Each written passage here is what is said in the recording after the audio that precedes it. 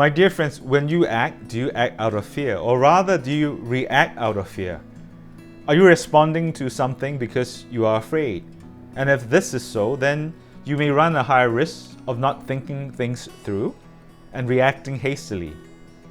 I suppose a good dose of fear is fine. It keeps us on our toes and it makes sure that we are more cautious of the decisions that we make and the things that we do. In the spiritual exercises, St. Ignatius recognizes the difference between what he calls servile fear and filial fear.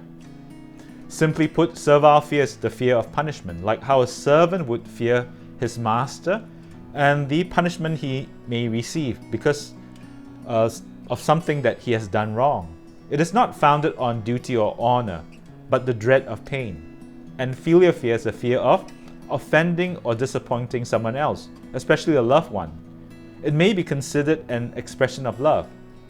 Another way of looking at the difference is that servile fear is selfish fear, because it is the fear of pain that one would receive, whereas filial fear is the fear of the hurt that one may cause someone else, especially a loved one.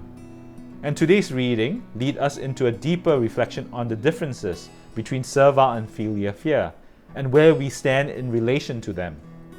In today's Gospel reading, Jesus speaks of the parable of the wheat and the darnels, or the wheat and the weeds. There are, of course, many possible ways to understand the parable. But one way to consider it is this: are you the wheat or are you the weeds? When you go to confession and seek reconciliation with the Lord, are you doing so because of the fear that you will end up like the weeds, suffering the bad consequences of your choices and actions? The first reading may be considered God's testament of His love for us. The Lord says, "Tears flood my eyes night and day unceasingly, since a crushing blow falls on the daughter of my people, a most grievous injury." When we suffer, the Lord weeps for us. He feels and shares our pain. So does this speak to you and call you to respond with filial fear? If we love the Lord just as He loves us, how can we bear to cause Him grief? And when we seek reconciliation with the Lord, do we do so out of filial fear?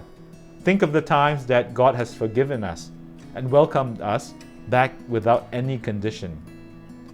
St. Ignatius has also mentioned in the spiritual exercises that there's nothing wrong with servile fear, but that we should make progress from servile fear to filial fear, because ultimately our hope is that just as the Lord loves us, we should also love the Lord.